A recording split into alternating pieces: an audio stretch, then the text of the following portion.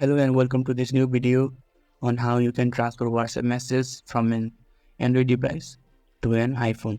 So firstly, you need to go to your search bar, click on it and type What's Go app. So this is the app that you need in order to transfer the message from one device to another device without any difficulty. You can just download this app from the browser. You can type the name of this app and you can download it pretty easily. So since I have downloaded it, I'll just open.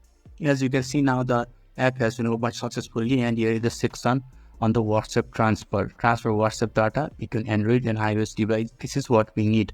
So we just need to press on the start button, click on it, and here you can connect your devices.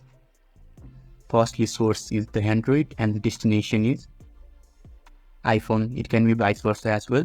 So after doing that, all the medias and messages will be loaded, and you can just select the message that you want to send from your Android to the iPhone. After selecting everything, you just need to click on the transfer button, and all the messages that you have to transfer will be transferred successfully. So this is how you can easily transfer WhatsApp message from an Android device to an iPhone.